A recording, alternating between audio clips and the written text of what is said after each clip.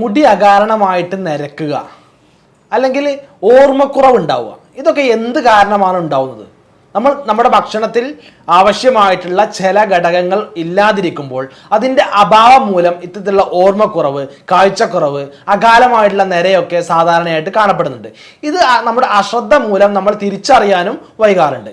Vitamin B12 അപാകതകളെ കുറിച്ച്, അല്ലെങ്കിൽ vitamin B12 കുറവ് കാരണം ഉണ്ടാവുന്ന ലക്ഷണങ്ങളെ കുറിച്ച്, അത് പരിഹരിക്കാൻ നമ്മൾ ചെയ്യേണ്ട കാര്യങ്ങളെ കുറിച്ച് നമുക്ക് ഇന്ന് ചർച്ച ചെയ്യാം. ഞാൻ doctor Hisham Haider, Wandoor. Vitamin B12 എന്ന് പറയുന്നത് വളരെ പ്രധാനപ്പെട്ട ഒരു വൈറ്റമിനാണ്. നമ്മുടെ ശരീരത്തിലെ ഒരുപാട് കാര്യങ്ങൾ നിയന്ത്രിക്കുന്ന, നമ്മുടെ ശരീരത്തിൽ ഒരുപാട് പ്രശ്നങ്ങൾക്ക് കാരണമാകുന്ന, അല്ലെങ്കിൽ അതിൻ്റെ അളവ് കുറഞ്ഞാൽ ഒരുപാട് ലക്ഷണങ്ങൾ കാണപ്പെടുന്ന ഒരു വൈറ്റമിനാണ് വൈറ്റമിൻ B12 എന്ന് പറയുന്നത്. നമുക്കറിയാം വൈറ്റമിൻ ബി എന്ന് പറയുന്നത് വൈറ്റമിൻ B1 മുതൽ B12 വരെയുള്ള ഒരുപാട് വൈറ്റമിൻ ഘടകങ്ങളുണ്ട്. വൈറ്റമിൻ B12 എന്ന് പറയുന്നത് അളവ് കുറഞ്ഞാൽ സാധാരണയായിട്ട് ഒരുപാട് ആളുകൾ ക്ലിനിക്കിലോട്ടൊക്കെ അല്ലെങ്കിൽ ഡോക്ടറെ കാണിക്കാനൊക്കെ വരാറുള്ളത്, എനിക്ക് അകാല നിരയാണ് ഡോക്ടറെ, എനിക്ക് ഇത്ര ഏജിൽ തന്നെ നിര തുടങ്ങിയിട്ടുണ്ട്, മുടി ഓരോ സ്ഥലങ്ങളിലായിട്ട് നരച്ച് വന്നുകൊണ്ടിരിക്കുന്നുണ്ട്.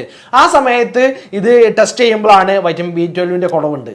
അപ്പം അത് കാരണമാണ് ആ കാലം തന്നെ ഉണ്ടായിട്ടുള്ളത്. അല്ലെങ്കിൽ ചില ആളുകൾ പറയാറുണ്ട്, എനിക്ക് ഈയിടെയായിട്ട് ഓർമ്മ തീരെ കിട്ടുന്നില്ല ഡോക്ടറെ, അല്ലെങ്കിൽ ഓർമ്മ കുറഞ്ഞു വരുന്നു, ഈ ഓർമ്മ ചെറിയ കാര്യങ്ങളൊക്കെ എന്തെങ്കിലും കാര്യങ്ങൾ ഓർമ്മിപ്പിച്ച് വെച്ചിട്ടുണ്ടെങ്കിൽ അല്ലെങ്കിൽ ചെയ്യാന്ന് പറഞ്ഞിട്ടുണ്ടെങ്കിൽ അത് പെട്ടെന്ന് മറന്നു പോകുന്നു. അങ്ങനെ അധികം ഏജ് ആവാതെ തന്നെ ഓർമ്മശക്തി നഷ്ടപ്പെടുന്നുണ്ടോ എന്നുള്ള സംശയം അത് വൈറ്റമിൻ B12 കാരണം വരാറുണ്ട്.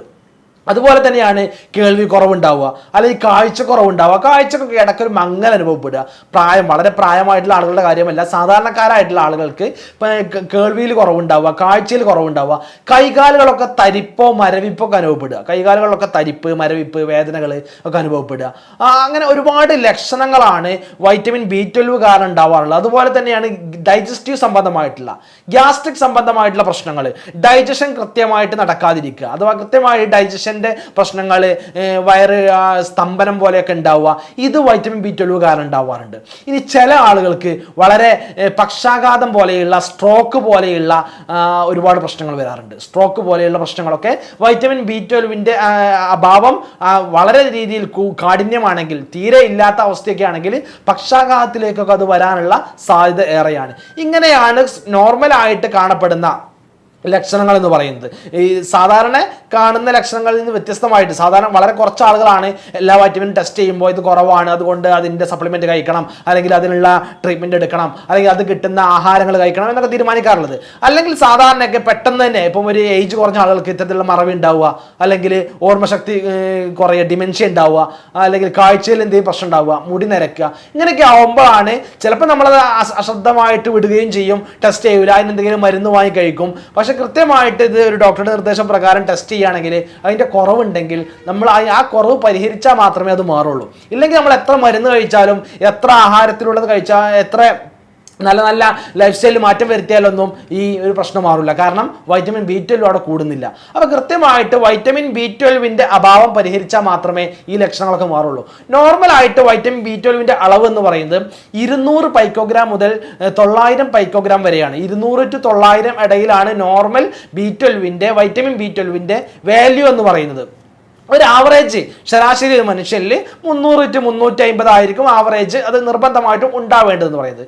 200 കുറവാണോ ഇത്തരത്തിലുള്ള ലക്ഷണങ്ങൾ നമ്മളിൽ ഉണ്ടാവും, അല്ലെങ്കിൽ 200 കുറവാണോ നമ്മൾ അതിന് കൃത്യമായിട്ടുള്ള ചികിത്സ, അത് കൃത്യമായിട്ട് കൂടുന്ന രീതിയിലുള്ള ആഹാരങ്ങൾ കഴിക്കേണ്ടത് നിർബന്ധമാണ്. കൃത്യമായിട്ട് വൈറ്റമിൻ B12 ടെസ്റ്റ് ചെയ്യാൻ വേണ്ടിയിട്ട് ഒരു 600 മുതൽ 800 രൂപ ചാർജ് വരെയാണ് ലബോറട്ടറി ടെസ്റ്റ് ആയിട്ട് അതിൻ്റെ ചാർജ് ആയിട്ട് വരാറുള്ളത്.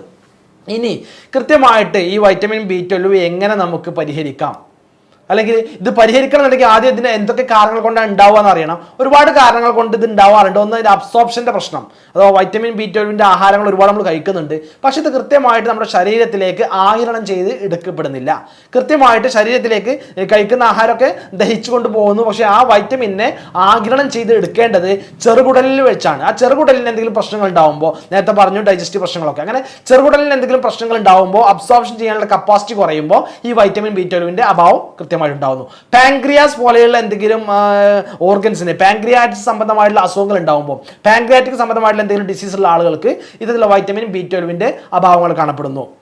അതുപോലെ തന്നെ മെറ്റ്ഫോമിൻ പോലെയുള്ള മരുന്നുകൾ സ്ഥിരമായിട്ട് കഴിക്കുന്ന ആളുകളുണ്ടാവും. മെറ്റ്ഫോമിൻ പോലെയുള്ള സ്ഥിരമായിട്ട് മരുന്ന് കഴിക്കുന്ന ആളുകൾക്ക്, അത് കൃത്യമായിട്ട് കഴിക്കുന്ന ആളുകൾക്ക് വൈറ്റമിൻ B12 അഭാവങ്ങൾ കാണപ്പെടാറുണ്ട്. ഇനി ചില ആളുകളുണ്ടാവും ഡോക്ടറുടെ നിർദ്ദേശമില്ലാതെ മെറ്റ്ഫോമിൻ ആണെങ്കിലും അല്ലെങ്കിൽ ഗ്യാസ്ട്രിക് സംബന്ധമായിട്ട് അസുഖങ്ങൾക്ക് മരുന്നുകൾ കഴിച്ചുകൊണ്ടേയിരിക്കും. ഗ്യാസ്ട്രിക് സംബന്ധമായിട്ടുള്ള പാൻറ്റോപ്പ് ആണെങ്കിലും ഏത് മരുന്നുകളാണെങ്കിലും ഗ്യാസ്ട്രിക്കിൻ്റെ മരുന്നുകൾ ഒരുപാട് നിരന്തരമായിട്ട് ഡോക്ടറുടെ നിർദ്ദേശമില്ലാതെ സ്വയം വാങ്ങി കഴിക്കുകയാണെങ്കിൽ അത് ഇത്തരത്തിലുള്ള വൈറ്റമിൻ B12 ഇൻസഫിഷ്യൻസി അല്ലെങ്കിൽ കൃത്യമായിട്ട് അളവിൽ ഇല്ലാത്ത അവസ്ഥയിലേക്ക് മാറപ്പെടാറുണ്ട്. അനാവശ്യമായിട്ട് മരുന്ന് കഴിക്കുന്നത് ഒഴിവാക്കുക. കൃത്യമായി ഡോക്ടറുടെ നിർദ്ദേശപ്രകാരം ലിമിറ്റ് ചെയ്തിട്ടുള്ള അളവിൽ മാത്രം കഴിക്കുക.